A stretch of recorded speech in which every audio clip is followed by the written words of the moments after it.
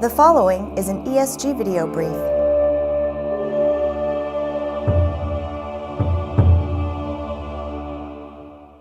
Hi, I'm Jason Buffington, Senior Analyst at ESG covering data protection. One of the best pieces of advice that I ever received is, if you really want to know what somebody's priorities are, look in their checkbook and look in their calendar. How do they spend their money? How do they spend their time? Each year, ESG asks several hundred IT decision makers what they're going to spend their money on in its annual IT spending intentions report. Today, I'd like to help you see what I see from a data protection perspective. For the top 10 IT priorities, improving backup is number 2 this year, and BCDR, business continuity disaster recovery, is number 8. So backup, the tactical side of data protection, and BCDR, the strategic side of data protection, are both in the top 10, and so is regulatory compliance.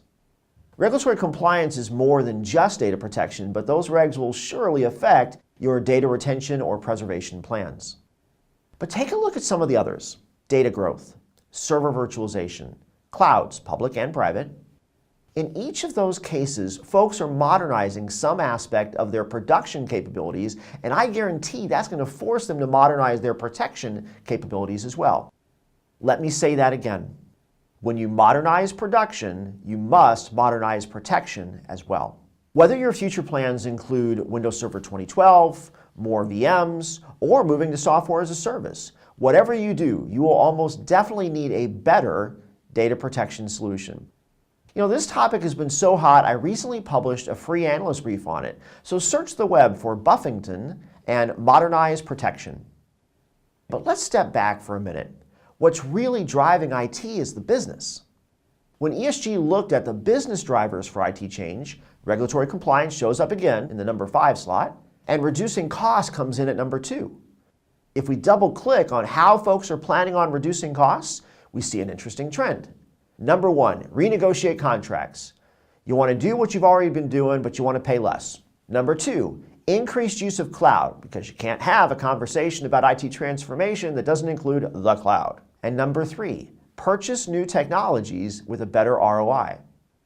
And if you want to double click into how they're going to use cloud as an infrastructure, we ask that too. The number 1 use case, data backup and archive. Number 3, BCDR.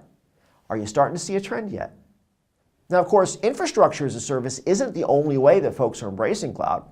Lots of folks are leaving basic file servers, email servers, collab platforms, CRM systems even, all for software as a service, SaaS, like Office 365 and Google Apps and Salesforce. But for those of you that are getting rid of your on-premise servers, I have some bad news for you. Those SaaS platforms are about ensuring their availability. They don't do protection, they don't do retention. If you need to get back an earlier version of a doc or retrieve an email that was deleted, they won't help you. Oh, and more bad news? Most of the current backup solutions in the market today don't back up SaaS. Just like most legacy products didn't back up VMs for years after VMware first started making virtualization a reality. So you're almost assured to replace your legacy solution or supplement it with some additional backup technology that does do SaaS. Here's what I see. Business transformation is driving IT modernization. IT modernization is forcing data protection modernization.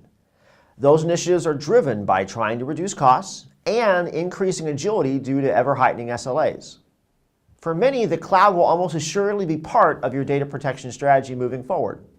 Now, some folks will back up to the cloud, especially for endpoint devices. Backup as a service, some folks will back up what is in the cloud as they adopt software as a service like Office 365 or Salesforce. Some folks will utilize the cloud as a tertiary retention solution. So after the data has been protected to some local storage, then it'll go to the cloud in what I call disk to cloud or D to D to C. Some folks, they're going to see the intersection of virtualization, that makes servers portable, and the cloud, which makes an economical secondary site we need, into disaster recovery as a service, or DRaaS.